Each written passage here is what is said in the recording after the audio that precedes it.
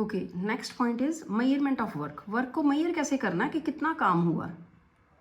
The magnitude of the force applied and the displacement produced by the of force. हाँ, तो दो factor हैं ये डिसाइड करने के लिए कि काम कितना हुआ, ये मेजर करने के लिए। तो वो दो फैक्टर कौन से, मैग्नीट्यूड ऑफ फोर्स कि फोर्स कितना लगा है, और दूसरा है displacement produced by the force कि फोर्स ने वो चीज़ को कितना दूर मूव किया है। ये दो फैक्टर्स हैं क्या मेजर करने के लिए, काम, वर्क। ठीक है, नेक्स्ट इज दिस।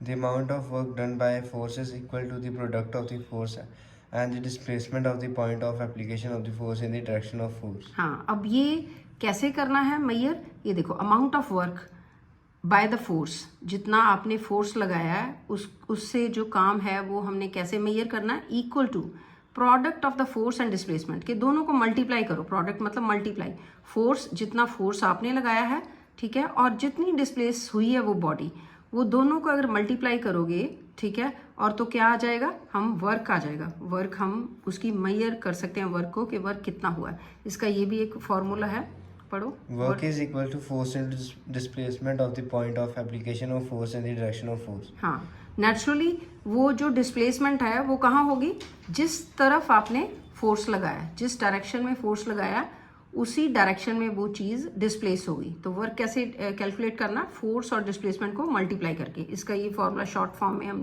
लिखा हुआ है। Work is equal to force into displacement. हाँ, डिस्प्लेसमेंट को एस से किया हमने, ठीक है, रिप्रेजेंट, और फोर्स को एफ से, और डब्ल्यू इज द वर्क। ठीक है बेटा।